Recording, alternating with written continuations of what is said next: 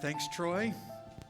I want you to do something for me just right out of the gate at home or in this room. Why don't you reach up and put your hands over your eyes like something bad is about to happen and you're going to try to block it out. Go ahead and do this for me right now. Does this remind you of something? Thank you. You can stop right now, especially at home because there's no way you can see me if you do that. But does this remind you of childhood when mom or dad knew something bad was about to happen on TV and then they reached up real quick and they put their hands in front of your eyes because they didn't want you to see something bad? They didn't want you to have nightmares about something that you were about to see on TV? I used to do this when I was a teenager because I really got into scary movies. And so I used to come home from work late in the evening. I would turn all the lights off. I would put a scary movie on, and I would do my best in the house by myself to watch a scary movie all the way through for the first time by myself. And inevitably, for a moment or two, I'd put my eyes up to try to make what's scary on the movie go away. And then it dawned on me, well, just because you put your hands over your eyes doesn't mean what was about to happen didn't happen, right? You guys probably figured that out a lot sooner than I did. Well, I'm using this hands over your eyes kind of thing to remind us, sometimes people carry that analogy even into adulthood. Because what they do is they kind of put their hands over their eyes when something that they don't want to face is about to come in front of them. And I just need to remind all of us, I think I need to be reminded of this from time to time. You can see it right here on the screens. Just because you put your hands over your eyes, it doesn't make the hard stuff. It doesn't make the difficult stuff. And it also doesn't make the truth go away. And what we're going to see in the Bible today is a group of men who are going to cover their own eyes, almost physically. They're spiritually going to cover their eyes up because it's really inconvenient to face the truth of what just happened in front of them. So if you are just joining us for the first time, we're studying through the Gospel of John. And previously in the Gospel of John, last week, we were introduced to a guy who was physically blind. We learned that this guy was born blind, and Jesus' disciples, probably the people in the community, definitely the religious leaders, believed if you're born blind, somebody did something wrong, and blindness is the result of sin. So who sinned? Jesus? Was it his mama and daddy? Is that why he was born blind? Or did this baby sin while he was still in the womb? And Jesus gives a profound answer. He said, it wasn't mama and daddy or the baby. He was born blind so that this moment would happen in front of you. And then you would be able to see. Notice, not just the blind man would be able to see, but you'd be able to see the power of God. Because in Jesus' day, they believed that if you were born blind, physically blind, even God himself couldn't heal you. So Jesus does a miracle, and he heals a guy that was born physically blind, and now this guy stands in front of the religious leaders who are spiritually blind, and they're struggling to explain away what just happened. They're really spiritually putting their hands over their eyes and trying to make the truth go away because they don't want to reckon with the implications of a guy who was born blind has just been healed by this rabbi in our community. So today, we're going to end the last part of this story, and we're going to deal with spiritual blindness instead of physical blindness. I'm just going to tell you, today in the Bible, we're going to tackle perhaps one of, if not the greatest theological challenge in the entire Bible, because the Bible just puts it in front of us in very matter-of-fact terms.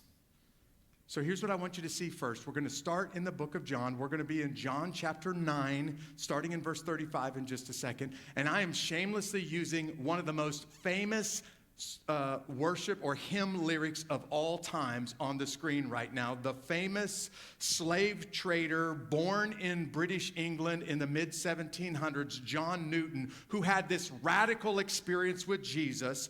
And Jesus not only changed his life, not only changed his soul, but changed his life. And this former slave trader became a outspoken abolitionist and spoke against the slave trade when his eyes were opened. He wrote the famous hymn, John Newton wrote the famous hymn, Amazing Grace. And in that hymn, we've sung, I once was blind, but now I see. You have some guys, you have a guy who was born blind, but now sees.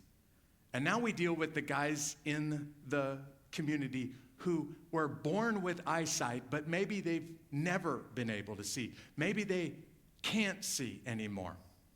So here's how the story picks up for us. John chapter 9, starting in verse 35.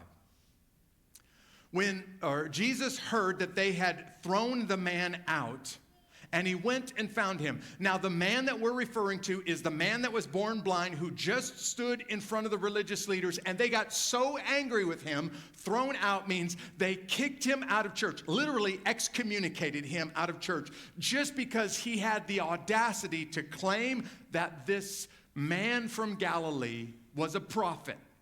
He claimed that Jesus must be a prophet because of what he just did when he opened my eyes. So Jesus deliberately goes to find this brother and to ask him a question. He asked, do you believe in the Son of Man? Who is he, sir, that I might believe in him? He asked, and Jesus answered, you have seen him. In fact, he is the one speaking with you. I believe, Lord, he said. And then he worshiped Jesus. The conversation that we're having right now really causes me to ask the question, and maybe when you read the book of John, you're asking the same question. When exactly did this man see Jesus? No, see who Jesus really was. Because the first conversation that he had, he was born blind, couldn't see. Jesus does this miracle, sends him away. When he goes away to wash, his eyes are opened. And he gets in a conversation with these religious leaders who absolutely refuse to believe that Jesus is a holy man. And so there's an argument between the man born blind and the religious leaders. And they kick him out of church, and Jesus goes out of his way. By the way, the Bible is using language here that says Jesus went out of his way and took deliberate time to go back and to find this guy. That almost never happens, so I kind of wonder, what is it about this guy that prompts Jesus to go back to him and to find him? And I really think it's because people in town are talking about the fact that he was willing to stand up to the religious leaders.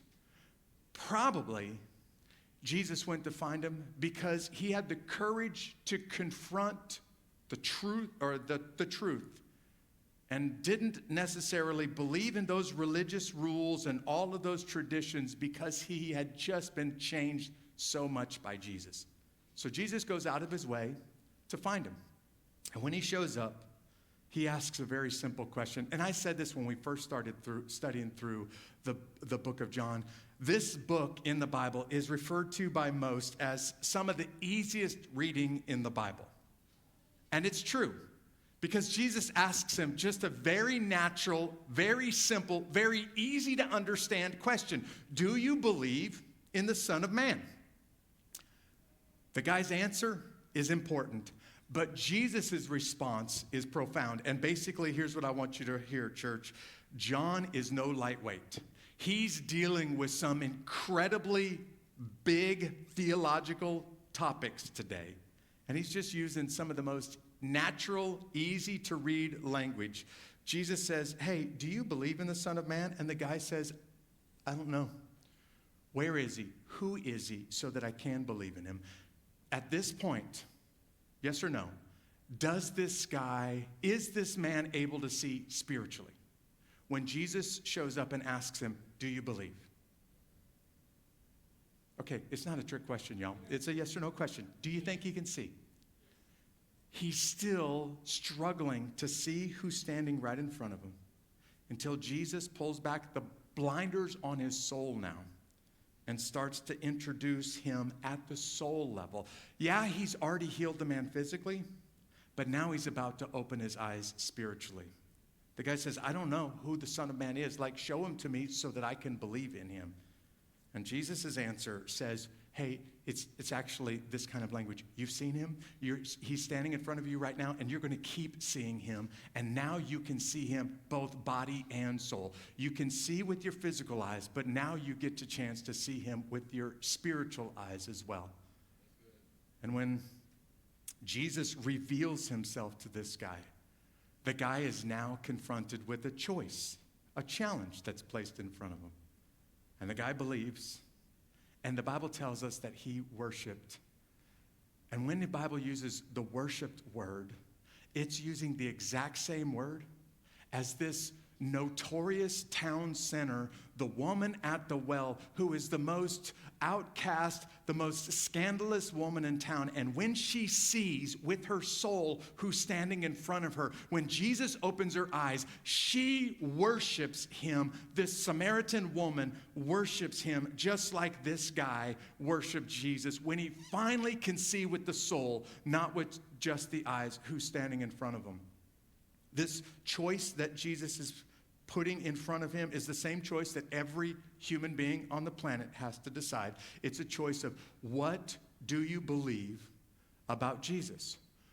Will you worship him, not just as the Son of Man, not just as the Son of God, but he makes it very clear in the Bible, as God the Son, will you fall down with spiritual eyes to see Jesus as God the Son? And I just want to tell you, what I think the Bible is dealing with today is an issue of the First Commandment. See, when you get the First Commandment right, all of the other commandments fall into place. Exodus chapter 20, verse 1, God says, hey, Israel, I delivered you out of Egypt, and now I'm going to give you some rules. First rule, Exodus 20, verse 2. I am the Lord your God who brought you out of the land of Egypt. You will have no other gods in front of me. Don't you dare worship anyone or anything else but me. You can't get number one right. The rest of the 9 are not going to happen for you. If you can figure number 1 out, when you get number 1 right, the other 9 are possible. But until you get number 1 right, the other 9 are not going to work out for you. I have this pet peeve, by the way. When Christians use the word worship as kind of a synonym for singing songs in church on Sunday, and that's all the word means to them, you've really cheapened the word. Because what this guy does without singing songs is fall down on his knees in the presence of Jesus and believe he is the Son of God and worship him, meaning surrender his life to him. When that word worship is used in the Old Testament, it most often refers to the Old Testament saints of God falling down in front of him and surrendering their life. Yes, it means singing songs on Sunday, but it means much, much more than that. It's a life radically surrendered to the God who created you in the first place. And Jesus is putting a choice in front of this guy. I'm standing in front of you, and you have to decide, do you believe that I am the Son, the promised one of God, or not?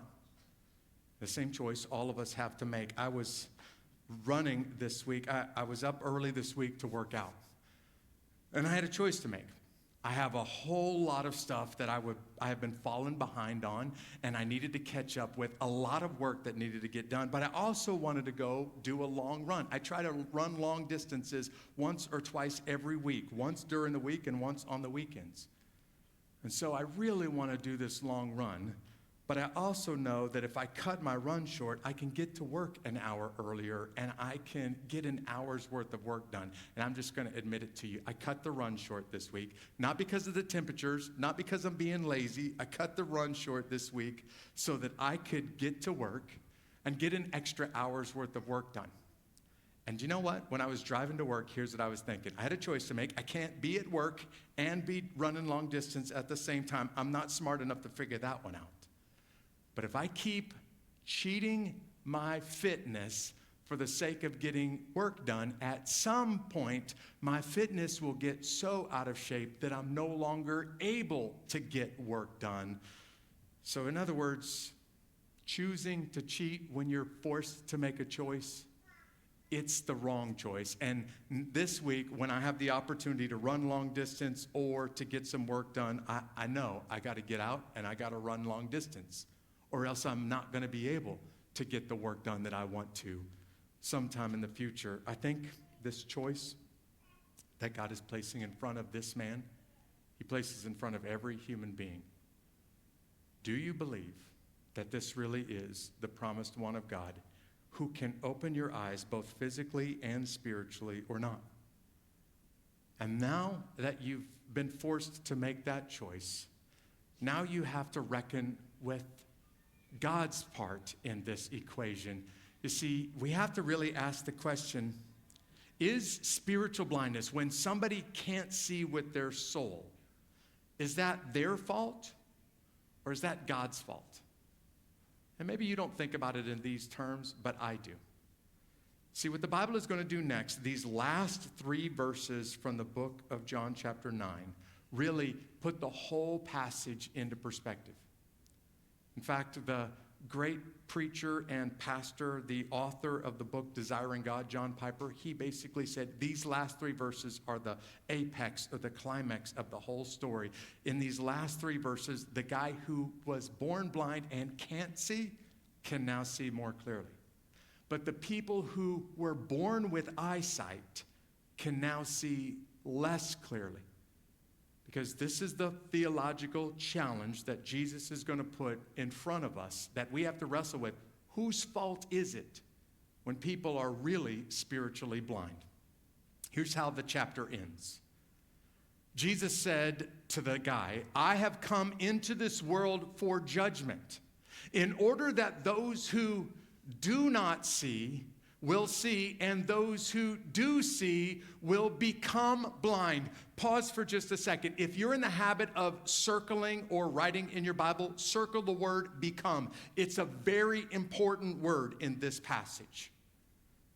And some of the Pharisees, these religious leaders that are supposed to be the most spiritual people in the whole land, some of these Pharisees who were with him heard these things, and they asked him, we aren't blind too, are we? In other words, they knew Jesus was directing these words at them. If you were blind, listen to Jesus' reply.